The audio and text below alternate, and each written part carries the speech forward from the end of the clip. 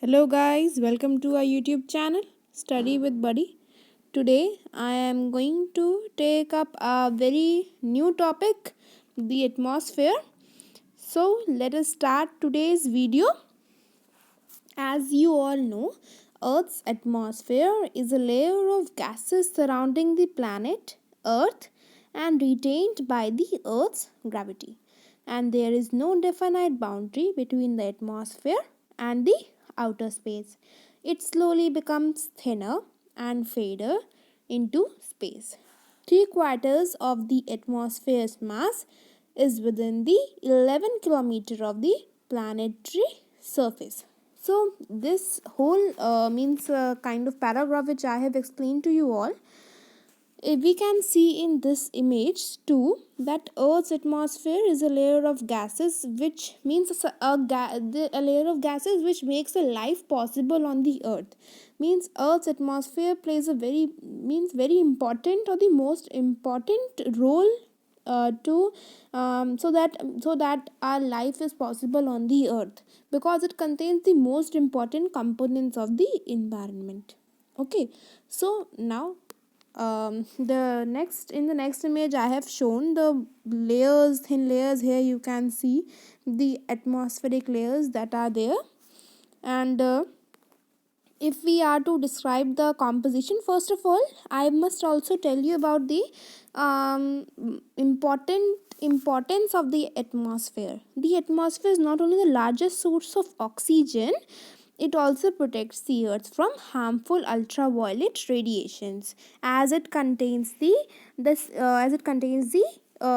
ozone. This blue layer you can see here, this is the ozone. So it protects us from the harmful ultraviolet radiations, because if once the ultraviolet radiations, if only one part of the ultraviolet radiation if reach to the earth's surface, then it can cause a lot of problem to the human beings as well as to both plants and animals.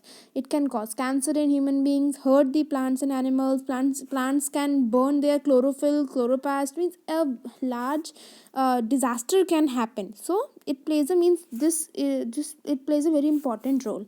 And if the atmosphere also means it plays a very important role in maintaining the temperature on the earth within a tolerable range, which is equally very important thing. Means if the earth's temperature would rise above the average temperature capacity of the earth, then we human beings will not be able to survive, because our human beings can also the temperature means I'm sorry our human beings have also their own temperature capacity. Means you can see in summers now the temperature sometimes reach to 40 degrees celsius or 38 degrees celsius or more than 42 43. Then also many human beings, we living beings, means feel unconscious. So means that is the main thing which I want to tell, that it is very important that it may it because atmosphere is very important because it maintains the temperature on the earth. And the next, plant life on the earth would also not have been possible without atmosphere. Because why, if we are to ask why, because it provides us with plant nutrients such as nitrogen and carbon dioxide, that is N2 and CO2. And means this nitrogen build up the plant cells, and many processes it is like nitrogen fixation is done in plants. So means plant life, it means atmosphere. If we are to conclude by this statement, that by atmosphere, atmosphere provides us with the life sustaining gases. Okay, so means atmosphere also plays a vital role in the circulation of water. Means circulation of water, and the water cycle also, it plays a very important role. That climate changes that takes place, means very type of means very good changes are there in due to the atmosphere. That's why we are able to survive on this earth.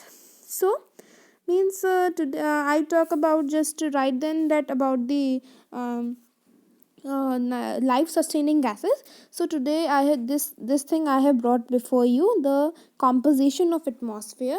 It consists of nitrogen 78% and oxygen 21%, then argon 0.9%, and other gases like water, means not particularly gases, they like water vapor, pollen grains, dust particles, and also very small amount of gases are also present in the others quantity. So means as I have stated that atmosphere is an envelope of air around the earth. So air is a mixture of many gases. If means explaining from the root I am explaining. So, and the composition of air also varies slightly from one place to the other, and also with varying height in the atmosphere.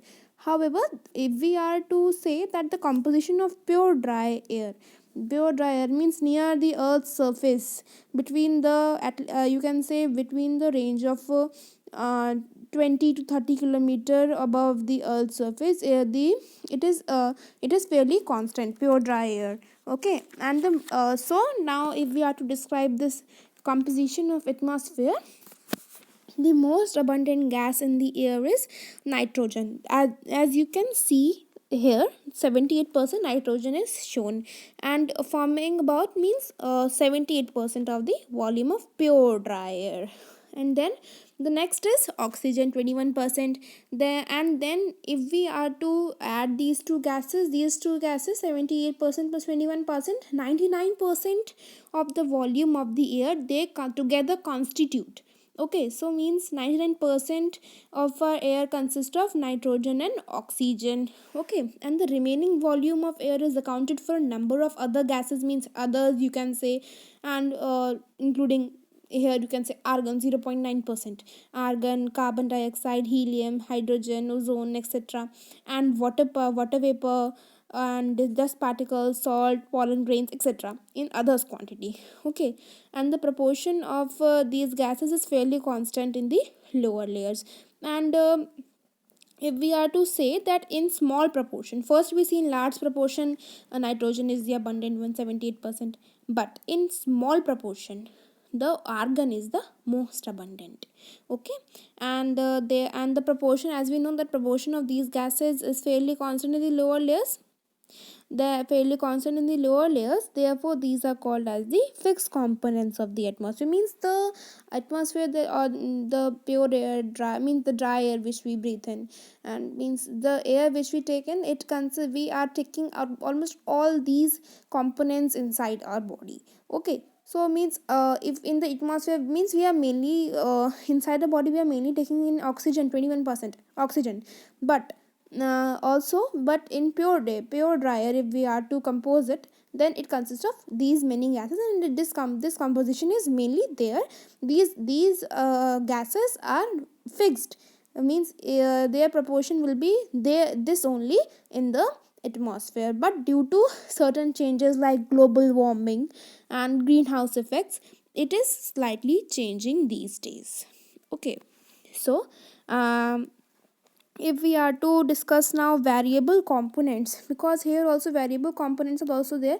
Fixed components ki we are talk about fixed components right. Then now we will talk about variable components. Variable components are components such as now I spoke about in 0.1%. These are gases like helium, hydrogen, carbon dioxide, argon, etc., ozone, etc. And variable components means they are carried through the air, means they are sometimes present, not present.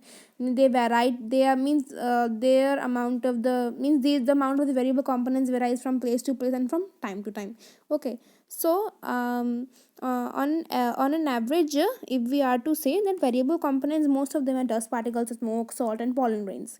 On an average, water vapor constitutes only about 0.2% of the volume of air. Okay, water and if we are to say that where is the water vapor content high, then it is highest over oceans in summer season, while over deserts in winter season it is lowest. Because highest over summer season, highest over oceans in summer season, because rapid evaporation is taking.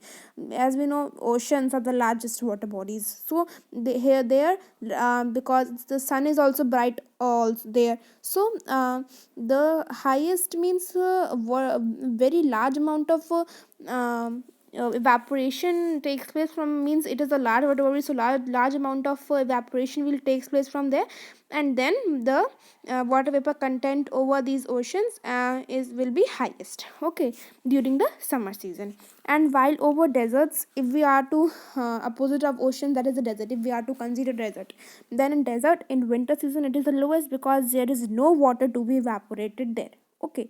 As you all know, deserts are means mainly no water body is present there, okay. So this line we will consider that no water vapor is to be evaporated in the desert even in the winter season. That's why the rate of water vapor content of air there is very low.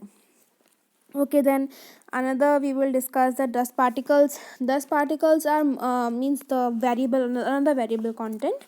Dust particles are abundant over sandy regions because sandy regions, you know that sand dunes and many type of sand tornadoes also come in during the in the sandy regions, like in the desert regions. So it carries over them the it carries away with them all kind of dust particles. It and some dust particles remains in the sandy regions, and means whole lot of dust particles are there in the sandy regions, and hence making it a dusty area. And smoke particles are also more numerous over industrial areas. If we are now smoke particles and dust particle also there in the industrial areas, but mainly we see that smoke particles are more numerous because there are industrial areas, there is a burning of a whole lot of fossil fuels like coal, oil are means they are burnt in large quantities, and hence they also cause pollution, and means whole lot of pollution is coming on. So smoke particles are also there, and that's why many people prefer to not to live in in industrial areas, because it can cause many bronchitis and asthma type problems, okay, which is very also injurious to health, okay. So and coming back to the point, the proportion of if we are to consider the carbon dioxide gas, that is CO2, the carbon dioxide gas also varies. It is generally higher in mid latitudes, means varies quantity means in the variable quantity carbon dioxide is also present. So it is generally higher in mid latitudes in spring season, and also industrial areas. And industrial areas too, I think you all know that burning all these time of burning that paper bags, even they also burn, um, and they even also burn fossil fuels, and all those kinds of means harmful gases are produced in that area, and hence it causes a lot of problem and polluting that area. And so you all know that carbon dioxide will also be emitted, okay. So now now next topic, that is the importance of various components. So importance of various components of the atmosphere. So I think you all know that oxygen is the most important one, as it helps us in respiration and many other processes which I have discussed, means in this image also I have shown it. Means if we why we do read about these important components, because it's very necessary for our knowledge that in a we it is very necessary for our education. So and that's why our coming generation can see that yes, we can if atmosphere if atmosphere is getting any harm, that harm is only due to us, because only due to us, and they can take many preventive measures, and they can and then they can buy and can study about these many gases, and can means their ideas will be grow that because these days these gases are decreasing, means their original quantities are 70% nitrogen to oxygen, 21% others 0.9%, and other 0.1%. This is decreasing, so they can take various measures to come back to that position of the atmosphere, and in that way they can do the progress of their country also. So now we can take up the point oxygen, which is a very necessary one, and can be termed as a first, though its composition in the atmosphere is 21%, but we take it as a first as it is a very much life sustaining gas. Okay, so it helps us first I have written burning, and then breathing, and then decomposition of organic matter, okay. And it also combines with various elements causing chemical changes and leads to the process of oxidation. I think you all have studied about it. So burning, but these are the good effects, means good points regarding oxygen. But too much, but if you all will say that why oxygen means oxygen must be in large quantities, no, it must not be in large quantities. As first process you have seen that burning, it leads to means a lot of burning, means if in why that is why in jungles these days we can see in the Sri Lankan parts or the Australian parts. Sri Lankan though it's means a long time ago, but in Australian parts, also in Indonesian parts, and already in many kinds of Amazon jungles and rainforest. Many times in Amazon jungle, yes, these days. And in the parts of India also. Burning is taking place, means fire is means the trees are rapid fire is going on in the trees, and it is widespread fire. They buy because trees will be large in quantity, so they will give up large oxygen. And if only if and sun is also there, so if only one one rays of the sun, if affected, can affect only one leaf. If touch one leaf in a large amount, then it can cause a burning, means rapid burning and rapid, because rapid oxygen is there, and it is causing a widespread in the jungles, because burning, because of the oxygen present. Oxygen, it causes the widespread of the fire. And so it's also means something I want to tell that something in large quantities is also not very good, and something is in very small quantity is also not very good. So be in a maintained state. Okay, so atmosphere, to maintain atmosphere also you must take preventive measures. Okay, so next is the nitrogen. Nitrogen in combination with a number of elements produces plant nutrients, thus make many organic processes for possible. Yes, it builds many it builds cells in it in the plant, and it all also by the process of nitrogen fixation, nitrogen gets fixed in the plant and we grows it, means and provides us the adequate amount of nutrients which are required for for its growth. And it is also used for making chemical fertilizers. And nitrogen also keeps temperature lower and retards combustion, means slows down the burning. So that's why nitrogen slows down the burning, and that's why it's present in 78% quantity. But it should also not be present in large quantities, as it can cause means as it can cause cooling of the areas. Very much cooling is also not good, है ना? So if we are now if we proceed further, that carbon dioxide is also necessary for the production of organic matter by plants through the process of photosynthesis. Means as I think you all know the process of photosynthesis, that the plants take in carbon dioxide and sunlight to prepare their own food with the help of chlorophyll and sunlight. They take in carbon dioxide and prepare their food and emits out oxygen. So carbon dioxide is equally very much important for the process, means which is very important gas given out by the which is contained in the atmosphere, and that is into the appropriate quantity. It also absorbs the heat radiated from the earth and keeps lower layers of the atmosphere warm. But not that much, but it should not increase ki, haan, it keeps warm, but should not, but must not increase, because because if it is increased by the greenhouse effects or global warming, it is causing greenhouse global warming, and by which after every 15 years or 12 13 years 1 degree celsius of our of our earth's temperature is increasing, which is not a good sign. Okay, so we must always keep a maintained temperature. And next is water vapor. Here I have also highlighted the points which you must take note of. So water vapors are also important functions. Means water vapor also perform important functions. They are the source of all forms of precipitation. Yeah, like means water vapor, when water goes up, means whole water cycle you can imagine na? When water goes up it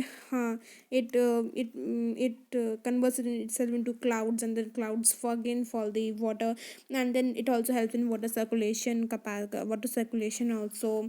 And so this other things means all forms of precipitation, snow, hail, and rain, means all things water vapor can easily do. It's a good thing, means.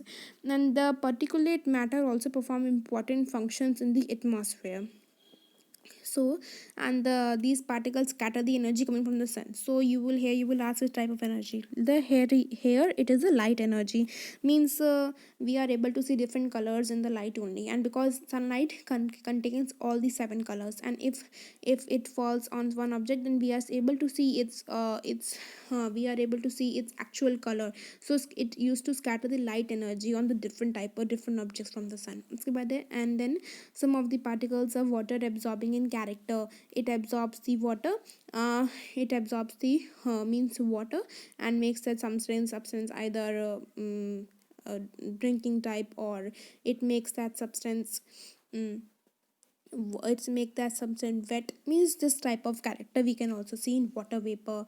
Or sometimes water vapor also we can see that when water vapor comes on it, yeah, we can see the cold water vapor, the cooling of the water vapor on the on any kind of if you keep on that and on any kind of utensil, if you keep upon the boiling water, we can also see the water vapor, that cool water vapor. They serve as condensation nuclei, which are used for the process of condensation of moisture, which is present in the air. I think this is the main thing you can understand. This is also means condensation is the cooling down of the water. So this is something which is very important. Thus, even the seemingly insignificant components of the atmosphere play important roles in weather phenomena. Okay, means weather phenomena, whole water cycle is the, we can say that it is a weather phenomena. It is influencing the climate and the weather or the weather conditions of our earth. So water vapor is a very equally or water vapor is also an equal importance like other gases like oxygen, nitrogen, and carbon dioxide. Okay, then here we can see the layers of the earth. Now we have studied about the components, importance of various components: oxygen, nitrogen, carbon dioxide, and water vapor. Here we can see the different layers of the earth: troposphere, stratosphere, mesosphere, thermosphere, exosphere. Now how do these layers come?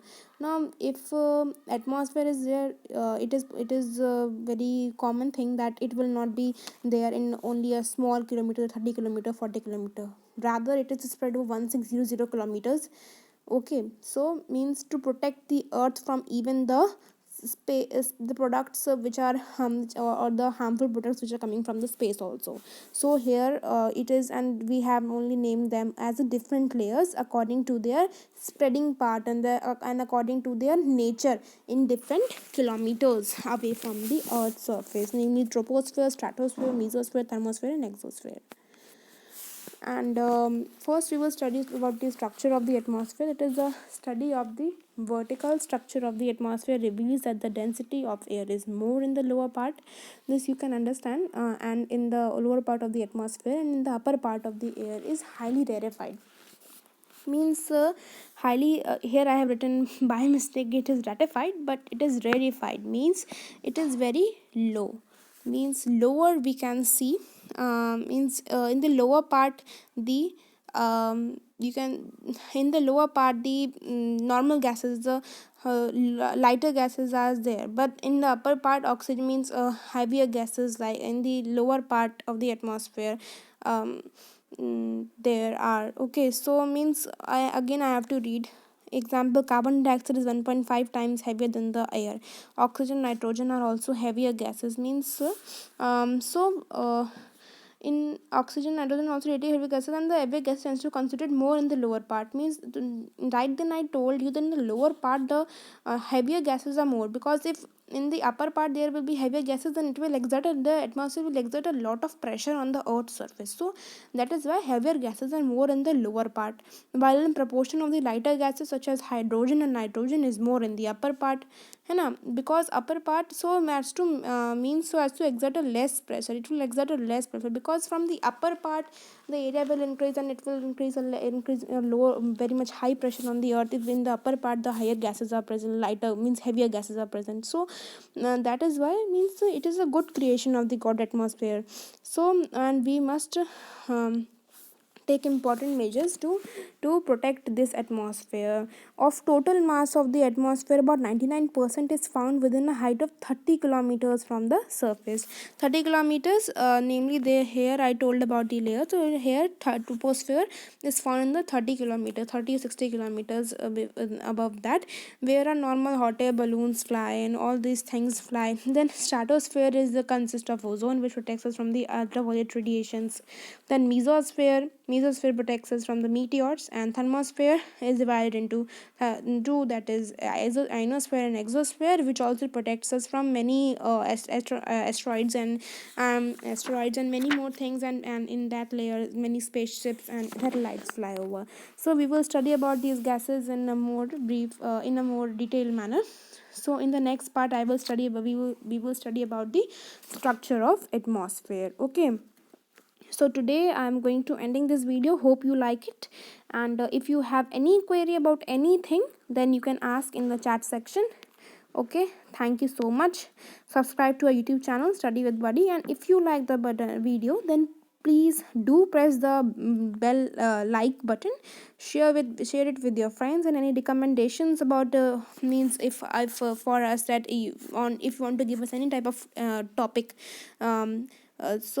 to us that we have if you want to give us for the new topic any recommendation, can comment us in the chat section. Thank you so much, and we'll meet you in our next video. See you. Bye bye.